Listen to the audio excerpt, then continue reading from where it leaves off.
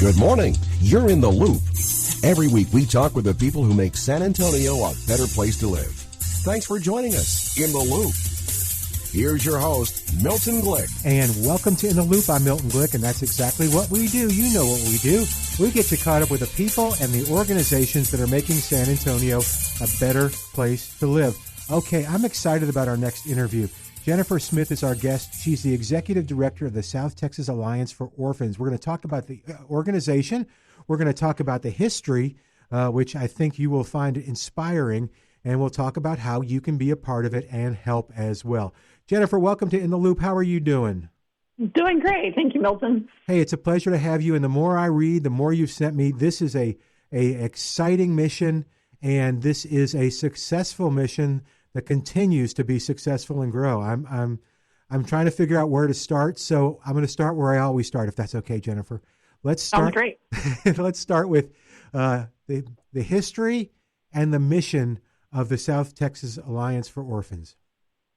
Yes. So to make a long story short, I came down here to San Antonio to go to grad school as a physical therapist, worked as a physical therapist. My husband and I had 2 daughters, and so kind of living that American dream. And then I read a newspaper article about a girl who had been abused and neglected, placed in foster care, had experienced abuse and neglect even in foster care, and now was aging out of the foster care system, meaning she turned 18. And basically the state of Texas was giving her a check, and she was probably going to end up pregnant or homeless. And it broke my heart, and it made me angry, frankly. And so I kind of shook my fist at God and was like, you should do something. And he very clearly said, yeah, you should. And I Funny was how that not works, huh? expecting that. And I argued with him. I was like, I have a 3-year-old and a 1-year-old. My husband and I both have careers, but nonetheless, as the Holy Spirit does, he just kept, pushing on me. And by the end of the year, my husband and I were in foster classes, became foster parents, started fostering, and went to our church. And we're like, hey, we really, this needs to be something that the church is talking about. And we started a ministry at Grace Point Church right off I-10 and Heemner, and it took off. And it was kind of eye-opening to really realize that it wasn't that the church didn't want to be involved. It was really that the church didn't know what was going on, much like I didn't in the foster care system. And so that was kind of the genesis of the Alliance, was what we did there at Grace Point. And then I got approached by a lady named Teresa McCaleb from First Presbyterian Church in San Antonio, and she said, hey, what would it take for this to be a nonprofit? And I said, well, wisdom and money, because I don't know how to run a nonprofit, and I don't have the money set aside to do it. And so First Pres gave us $25,000 to launch in 2017, and we now serve 136 churches and thousands of people, and it has just been incredible to see what the Lord has done with, just a little bit of faith and an arguing daughter who didn't want to do the thing but ended up doing it. And so, yeah, that's been the incredible journey. I mean, one of the things that really struck me in our training as foster parents was that the lady that was training us, she was agnostic, but she looked more like Jesus than a lot of Christians I knew. She had fostered hundreds of teen girls. And I said, Linda, you should come to my church and tell them about this. And she said, I've been to churches, but they don't show up at my meetings. And that was really the gut punch. That was the genesis of the Alliance. And it was like, you're right. Where is the church? I had been in church my whole life pretty much, and I'd never heard a sermon about the foster crisis and God's heart in this space. And so off we went, and I've been blessed with being connected with so many incredible people, leaders, pastors, business owners, families, and this is what I get the privilege of doing every day. It's very cool. No, and I read the story, and it's absolutely incredible. And I hope our listeners, I have a feeling that quite a few are going, hey, that's interesting. I like this. So we're going to talk a little bit about, we're going to let you kind of advocate for fostering. We've had some other folks that have done that too. So so what kind of programs do you have? Is it mainly education? Is it going to the churches and helping them to help their congregation to have awareness of foster care, or is it bigger than that? So really, we are more of the bridge in the middle of all of that. So the bridge between the state, which is the ones that remove children and are kind of the legal guardians for children that are in foster care. The church, which obviously has the calling to be God's hands and feet in the space and love the marginalized and the oppressed, and individuals and families. So we're just kind of that bridge in the middle to say, hey, here's the crisis in San Antonio, which is we have over 3,000 kids that go into foster care every year. About half of those kids end up with relative caregivers. So think single grandma on fixed income who just took custody of 4 kids so that they wouldn't go into foster care.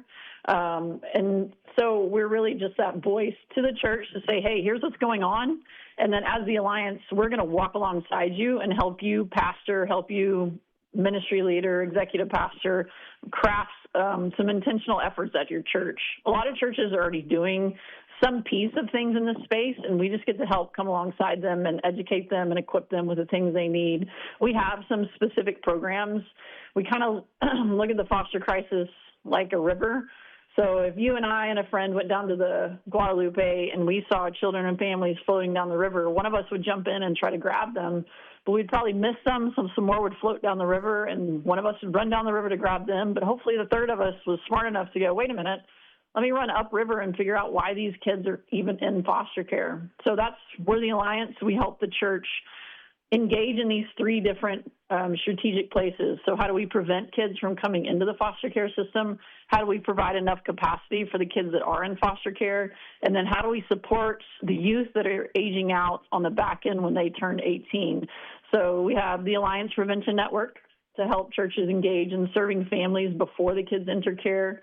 We have several programs in the middle there once kids get in, so Babysitting Collaborative and Jingle Mart and Kin Mart to serve families with school supplies and Christmas gifts. We have a couple retreats for dads that are foster adopt kinship dads and parents, a Renew Marriage retreat for foster adopt kinship parents.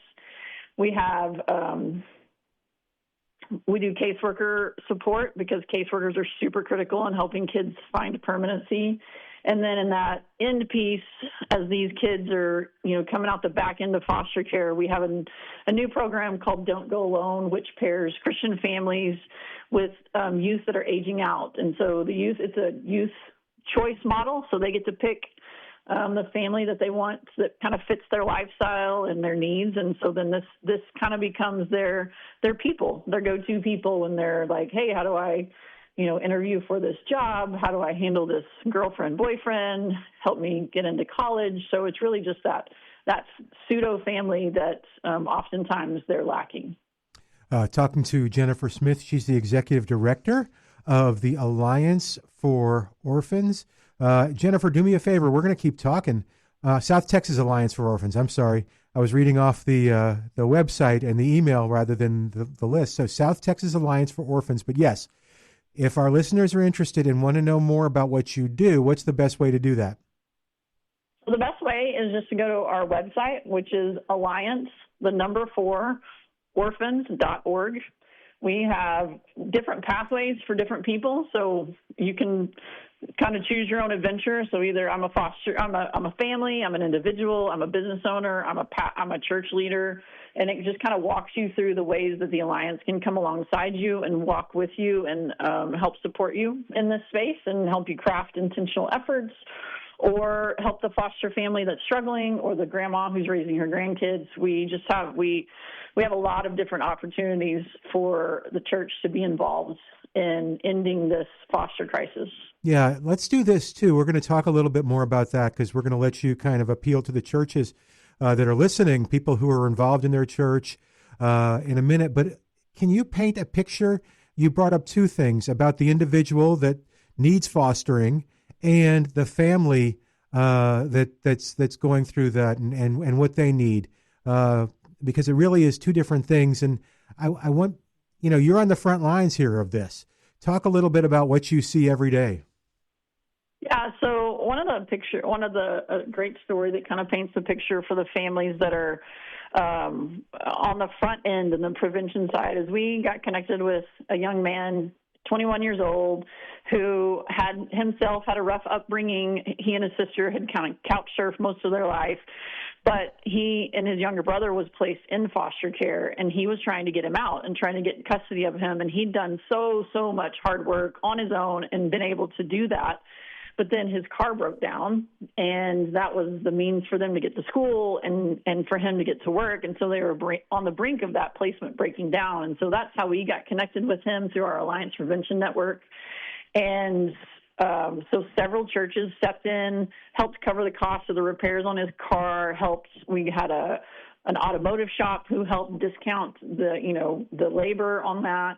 And then we had another church step in and help him out at Christmas. We had other churches step in and help him when his younger brother had a prolonged illness and he had to miss work, and he's an hourly worker, which meant they didn't have enough money for rent that month. And so they helped kind of mine that gap for them of rent. And it's just been this ongoing relationship where this young man, his sister, and his younger brother are just trying to do life, but don't have anybody. They don't have anybody in their lives supporting them or helping them, and now they do. So, Randy Garcia at 316 Church has really stepped in and become like his pseudo family. He's the one he calls when things are going hard, and they get invited over to dinner. And so it's just been this way to really wrap around a young man who's had a rough life and is trying to do the best he can for his sister and his younger brother and really break those generational cycles of abuse and neglect and poverty. Yeah, and then you want to talk a little bit about what families go through? Because you've got the babysitting program, you've got other things. So paint that picture.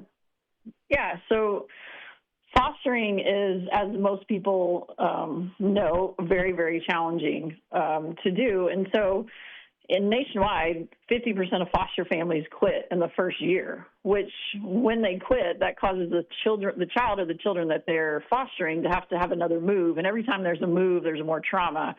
And so as the Alliance, we created 6 roles that we feel are really, really critical to helping a kid heal and get stabilized in foster care. And some of those are taking care of their caseworker, but a lot of them are wrapping around the foster family. And so, for example, when my husband and I were fostering, my mom was next door, but she could not watch my kids and the kids we were fostering until she got verified through this really long kind of a lot of hurdles in the state process. And so as the Alliance, we created a babysitting collaborative to make that process easier. So while we're fostering, my mom can get trained to be a babysitter, and now she can step in and babysit for us. So my husband and I can go on a date night and strengthen our marriage, and which actually helps stabilize the family. Mm-hmm. And so churches are able to do this in macro levels. We have several churches that provide parents' day outs, and they train their people in trauma, which we help them with. And the families get to go and drop their kids off to almost like a mini VBS style evening, and the families get to go out to dinner, and the parents and relax and just reconnect, and their kiddos get loved on and introduced to Jesus, and more caregivers get to understand children in foster care and trauma and the impact of trauma. And there just becomes more people in their life that love them and are encouraging them and supporting them. So though foster care is extremely hard, mm-hmm. it is way harder when you're trying to do it as a solo, and really fostering is a team sport. And so we just kind of help build that team around these foster families through their church communities. I haven't heard it expressed that way, but you're absolutely right. I like that. Yes, fostering is a team sport, and yes. People help throughout. I'm going to give the website again. It's Alliance, 4, and orphans.org. Alliance, 4, and orphans.org. Our guest today is Jennifer Smith. She's the executive director of the South Texas Alliance for Orphans. Jennifer, I told you I might have some weird questions. I have a weird question. Are you ready? Ready. All right. So I'm curious. So now when you started first going to churches and explaining what you were trying to build, obviously with First Pres, you got a positive response, but what was generally the response? Was it a little bit of trepidation, or we don't know, or this is new, or was it immediately, we get it, let's do it? I mean, it's run the full gamut for sure. I mean, there are definitely church leaders who, a majority of them have very little knowledge of the foster care system. And part of it is due because for the longest time, there was this real push of separation of church and state. And so the state didn't want the church involved, even though if you go back to the 30s, 40s, and 50s, the church is who did foster care. There was no state system. And so, but after that time, the state kind of gave the church the Heisman, pushed them away. And so the church really then started abdicating its role in helping children who have been abused and neglected. And so coming to where, we kind of enter the scene, and this is kind of starting to bubble in Texas and really nationwide, the church kind of re-engaging in the foster crisis. So, but when we started back in 2009, it was very, very new to most people. And frankly, a lot of people's response was fear because they had heard that one story about that one family who had that one kid. And so now they made a lot of judgments about every kid in foster care, and those are bad kids, and those are, kids that cause so much trouble, instead of looking at them the way that God looks at them and the way God looks at us, frankly. None of us were like the prized possession when the Lord saved us. And so really it's just shifting the minds and the eyes and the heart of people to see these kiddos as what they truly are, which is the victims of abuse and neglect, but ultimately also shifting their focus to see that the parents who often get very villainized and who frankly do some really horrible things to kids, but actually they were the victims of the same thing themselves too, and they had nobody in their life either. So it's really reframing the way the church looks at the whole system, looks at the people that are impacted by it, and really sees them as our brothers and sisters and people that God calls us to be his hands and feet for, and to really be about showing his grace and his mercy and his love and his forgiveness, and obviously not allowing them to continue to express their trauma in ways that hurt other people, but also with a heart that understands that there's reason behind behavior. And oftentimes some of the worst behavior, if you heard the story behind it, it would break your heart. Yeah. No, and I've heard some of them, and I imagine that team that you talk about, especially the church makes sense for this, has to give you a little bit of a boost when you're hearing some of these things that are just horrible and horrendous. Right. And I imagine that's a perfect role for the church to serve. Okay, so I have another weird question for you now, because we're going to talk to somebody who's listening now who likes this idea, but you know what they're thinking if they haven't done it before. You kind of alluded to it. There's a little bit of fear. Do you have churches that, and I'm guessing the answer is yes, but do you have churches that started off with fear, reluctantly went in, and a year later they're like, oh my gosh, this is the best program we've ever done. This is wonderful. Thank you for including us in this. They just changed their minds, and they want to talk to other churches about this. I'm guessing that's what happens. Oh, for sure. I mean, absolutely. Even my home church at Grace Point, where we started the ministry, when I first approached Jeff about it, that he was like, you know what, that's a really good thing. It's just not a Grace Point thing. And it took him a while and the Holy Spirit working on him until he came back to me and he was like, listen, I cannot find a book in the Bible that does not talk about God's heart in this space, that we are supposed to be a people about doing this. And he said, so if it's God's heart, then it's our heart here at Grace Point. We're going to start a ministry. You get it going. How about that? We've seen that so many times. We have pastors gatherings several times a year, and we'll get pastors that come for 2, 3, 4 years, and then finally they're like, something happened, the situation got allowed, a story that comes into their life. I mean, like we had a guy who was not about it until he ended up raising his nephew, and then he realized, oh my gosh, but for us being able to take in our nephew, he would be in the foster care system. And so a lot of times it's situations like that maybe it was far removed from their, like me. I mean, I had no experience with it before I got into it. But then once you get close to get close to the families, close to the children, close to their hurts and their pains, you can't not do something.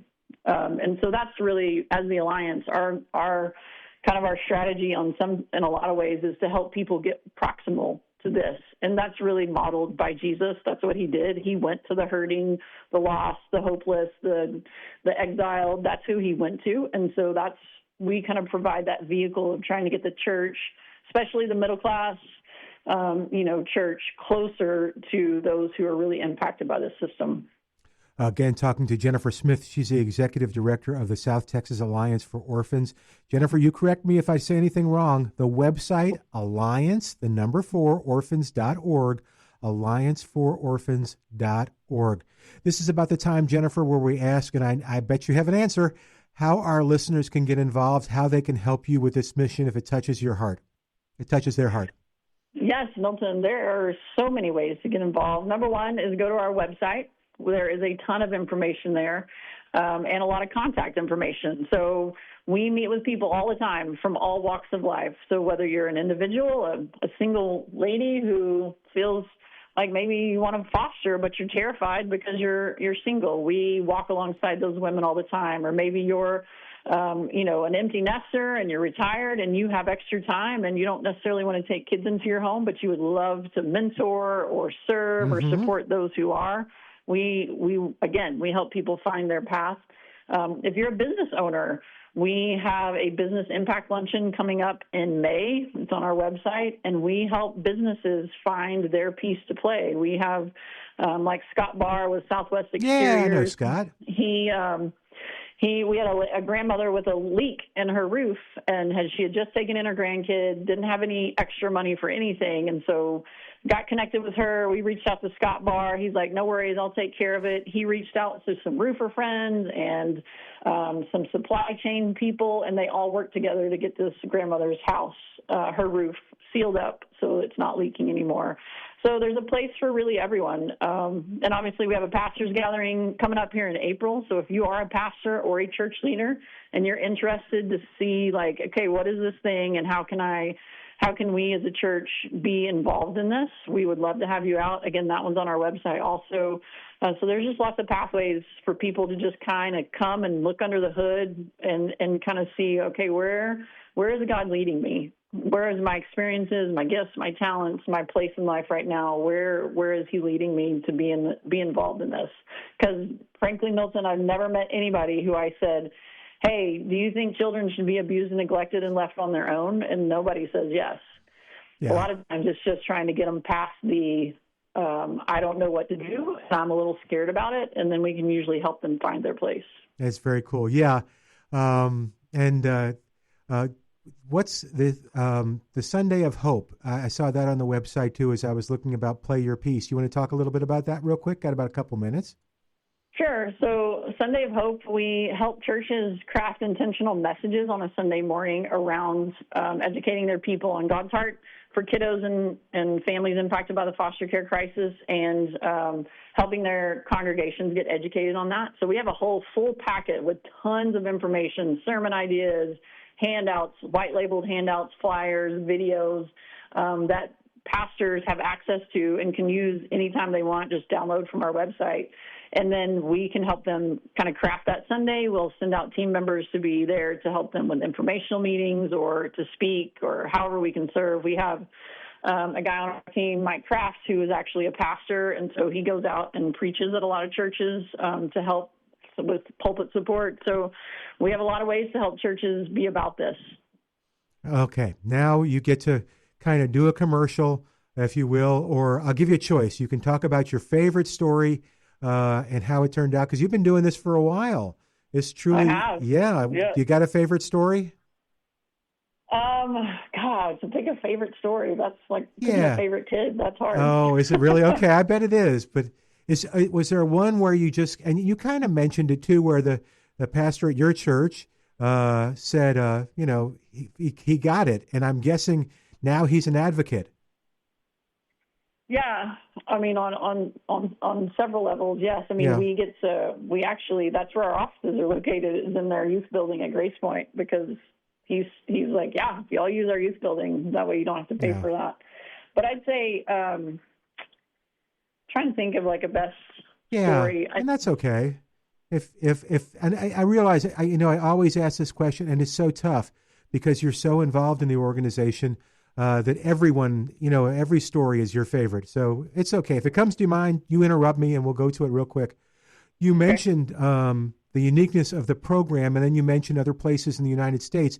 Are people looking to you to kind of copy the model and grow it in other places, or are y'all looking to grow it in other places? So we're actually not looking to grow it in other places. So our territory, or where we really focus, is Bexar County and the 7 counties that touch it. So that's kind of our area where we really focus and are able to support churches.